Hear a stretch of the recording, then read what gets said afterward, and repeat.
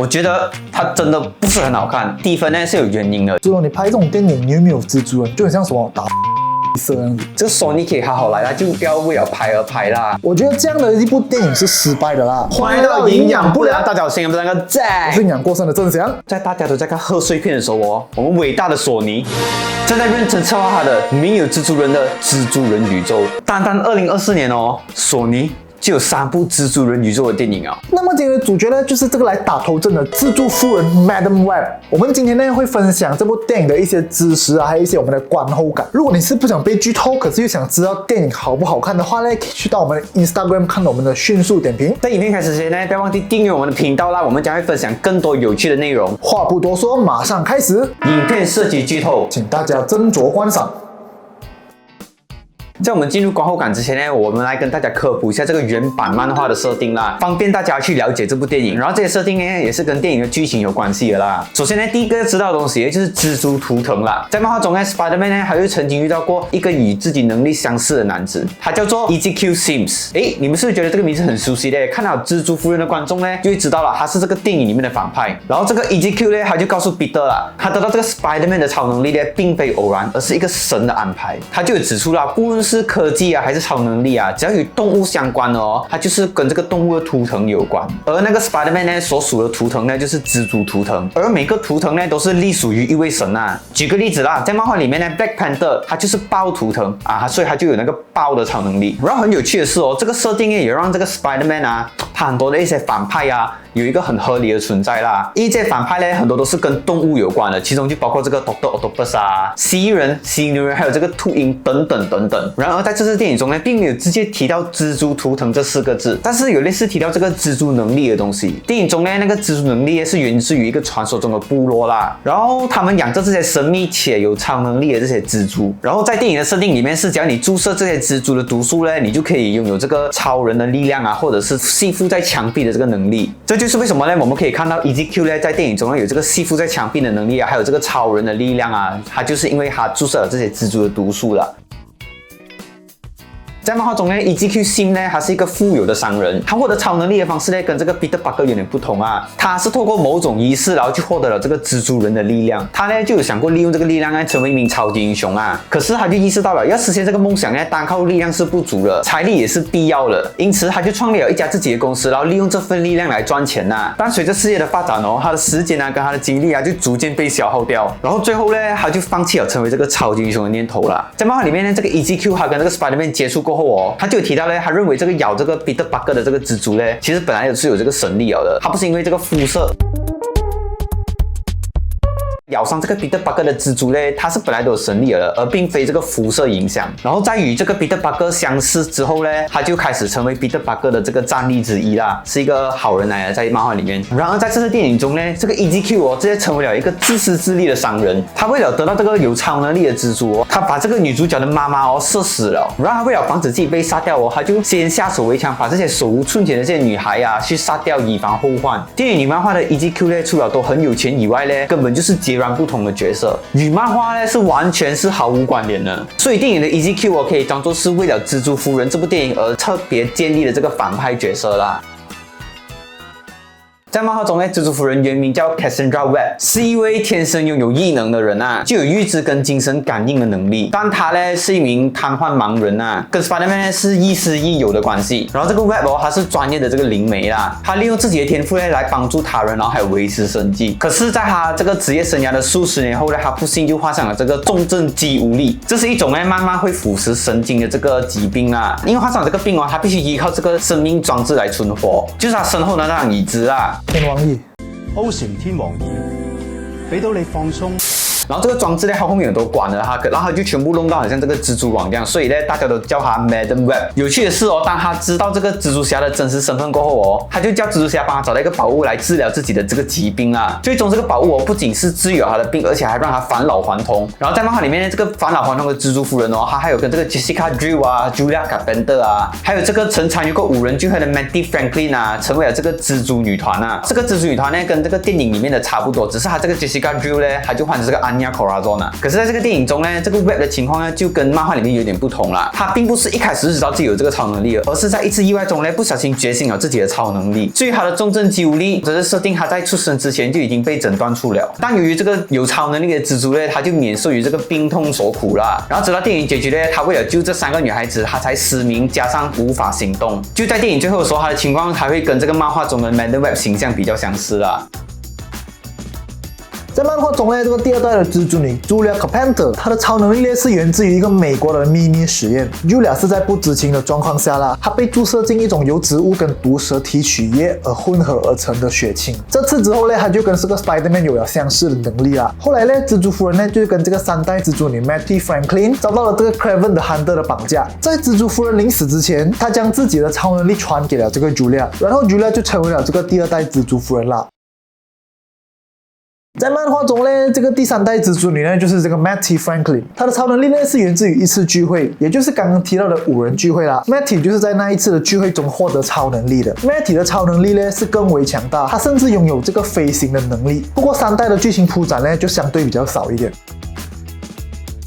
在漫画中 ，Anya Corazon 是这个蜘蛛女孩。在一次事件中啊，她偶然拯救了一位神秘人 Miguel。这位 Miguel 其实他实际上是这个蜘蛛协会的一个巫师。他意识到这个 Anya 呢还有这个能力成为这个新的工会猎人，于是呢就把自己的部分能力呢转移给他，同时也拯救了他的生命。因此呢 ，Anya 就获得这个蜘蛛能力跟蜘蛛纹身啦。讲到这里哦，有没有观众呢注意到我们完全没提到电影中的蜘蛛女嘞？因为电影中的蜘蛛女都是骗人的，根本就是未来梦境才会出现罢了，现实中根本就没有出现过。我甚至还觉得他们的战服哦是很难看的啦。现在呢，我们就来讲讲我们看完的感受了。其实网络上还没有上映之前，我还没有看呢，我们就看到有很多人都讲这部很烂啊，甚至那个烂番茄已经去到10多%了。觉得它是不是真的这样难看？而且它的难看的地方是什么？我觉得它真的不是很好看。低分呢是有原因的，就不是随便乱给的。我觉得这部电影的预告它已经把大部分精彩的戏份放完出来了，而且还有这3个蜘蛛女的造型啊。基本上你只要单看预告你就可以知道电影要怎样演了。虽然我是这样讲啊，但是我觉得这个预告本身其实比那个电影还好看，还精彩。为什么我会这样讲呢？我这里慢慢跟你们讲。电影女主呢是在意外觉醒她的超能力的嘛 ，OK 合理。但是她得到她的超能力的时候呢是有点乱的啦，因为那个未来跟梦境我觉得她的那个呈现方式处理到不是很好。其实你整部电影还有一种就是 Final Destination 的感觉，就是给你知道未来会发生什么事了，她再讲去避免这样子。你要讲没有什么特别呢，又不是没有什么特别，因为也没有很多电影这样子拍。可是我觉得她不应该这样子来呈现她预知未来的方式啊。可能她可以很像，她不用每一次他预知的东西都放出来这样子，可能他先防止了这个事情发生，然后后面才 review， 其实他前面是有预知过的。然后我自己个人觉得一定是可以弄到这个能力更加酷炫、更加演、更加帅了，更加孙生。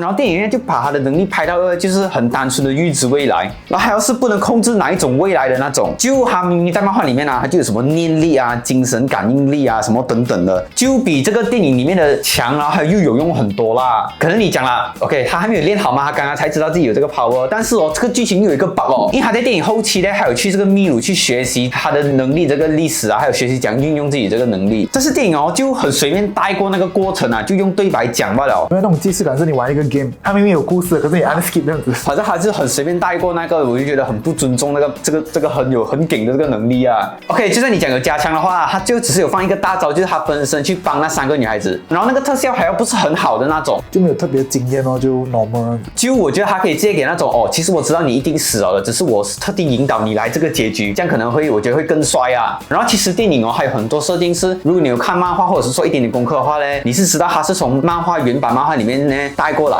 但我觉得电影它很多设定它都去简化然后逼你去了解那个设定，然后从而为了去推进那个剧情这样罢了。然后我觉得那个蜘蛛图腾设定的修改是我很不喜欢的。你可以讲它没有修改，因为它根本就没有带出这个蜘蛛图腾出来。我觉得其实他们可以加入一些魔法或者是有一些神秘色彩的这些传说来让这整个故事还有这个超能力更加合理我觉得它可能有，可是它就没有很深刻的去讲像那个部落的人这样，还是没有很深刻讲，也是带过。然后他弱化那个蜘蛛夫人然后还有把这个 EZQ 变成那个反派也是我很不喜欢的。就我觉得他应该要还原那个原作漫画的那些角色啦。他既然又没有还原那个漫画设定以外，他现在改编的这个也改编到不好，因为那个坏人不够坏，灯没有灯，灯有灯。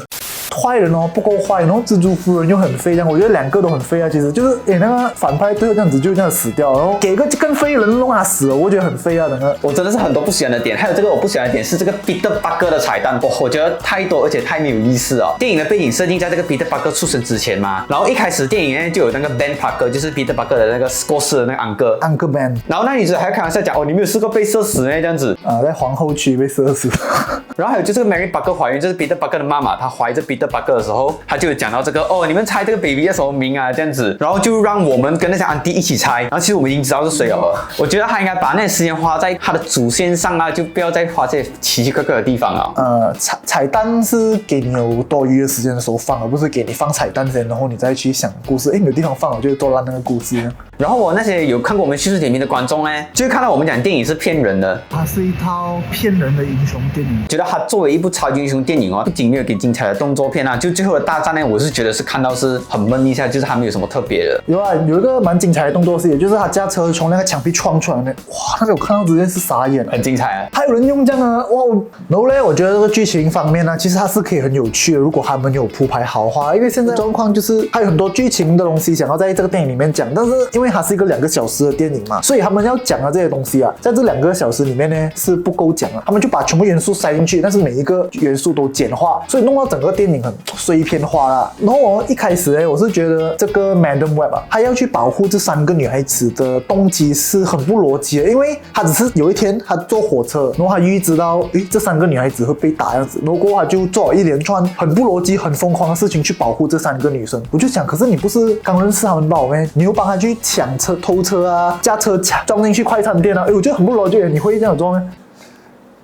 我不是Madam Web吗？然后到后面我就可能勉强想一下，为什么他可以这样做，是可能因为他自己是一个医护人员，所以医护人员可能有一点爱心这样子。然后过后可能加上他之前他有预知到他同事会被撞死嘛，所以他可能不想这种悲剧再发生在他眼前啊。然后呢，我觉得电影呢没有把这个蜘蛛夫人跟3个所谓蜘蛛女的感情刻画到很深，因为没有一些名场面啊，或者是一些事件啊，让他们4个人的感情看起来是真的很好这样子。所以我觉得这个点是比较可惜，所以让我们觉得更加没有人能够带入他们4个人的感情这样子啊。我是觉得哦，蜘蛛夫人跟那3个女的关系有点奇怪啦，但我自己是觉得啦，那3个女的哦，她们的化学反应其实是不错，就是3个人的时候会好过4个人啊，可能他们都是年轻又是学生的关系啊，可能就漂亮这样子哦，对哦。但是有一幕呢，我觉得是比较印象深刻，就是她在电影的中间的时候，女主角还有教她做那个 CPR， 然后他们3个都有学会，然后我以为这个只是一个多余的剧情，就是她拍爽爆的，就为了铺垫他们的感情吧。那你知道她是为了后面呢救她上来的时候，她就可以，就那3个女的就用那个 CPR 把那个溺水的那个女主角救上来这样子。但是很可惜的是哦，就是她应该要拍出来讲哦，其实蜘蛛夫人很早就知道了这个，懂她会跌进水里面，懂她会跌进水里面，所以她叫那3个女孩子教她。我觉得这个会更让她的这个能力更帅啊。看起来没有这样飞啦。好啦，然后呢，我还有一个很想吐槽点，我前面也是有提到一点啊，就是我觉得这次的反派真的是太弱了，就是一开始我好像很凶，这样又可以咬人家头，又会爬样子，可是到了后面他真正遇到主角们的时候就很废啊，有车撞还有死，他就晕倒，然后很差，等下就相信你们有看电影有懂，就很差哦。我觉得很牵强的是，他竟然打不过3个手无寸铁的高中生啊，还有一个30多岁，然后会有预知能力的安迪。然后我们不喜欢这个索尼蜘蛛宇宙的一点是哦，我觉得 Spider-Man 里面哦，不管是什么人啊，还是反派哦，他们其实是围绕着蜘蛛人而存在的。但是哦，索尼他又不能把蜘蛛人带进来哦，然后他又要拍这些反派跟这些人物的故事啊，然后他拍的话，他又要硬写出这些坏人出来，然后这些坏人呢都是很免洗的。就说你拍这种电影，你有没有蜘蛛人，就很像什么打色这样子。跟我讲这样的话，如果它不叫蜘蛛夫人，没有漫威，没有索尼，也没有蜘蛛宇宙的话，纯粹是商业片，有美女，又有特别设定跟创意的剧情，那我觉得这部电影呢不会差到哪里去。但是它现在是一部超级英雄电影，又有漫画改编，而且还又改很多东西，又改到很奇怪这样子，然后又不能确保之后的电影能不能圆回来的状况下，我觉得这样的一部电影是失败的啦。我真是希望哦，这个索尼可以好好来啦，就有诚意一点，然后想一下之后的剧情啊，就不要为了拍而拍啦。不要紧啦，索尼继续拍烂片，我们就可以继续拍吐槽片，当做安慰咯。可是我觉得比较像是职业伤害。OK， 所以今天的影片就到这里啦。大家看过了蜘蛛夫人吗？看过了觉得怎样呢？可以在留言告诉我们。那这期影片就到这里啦，我们下期再见，拜拜。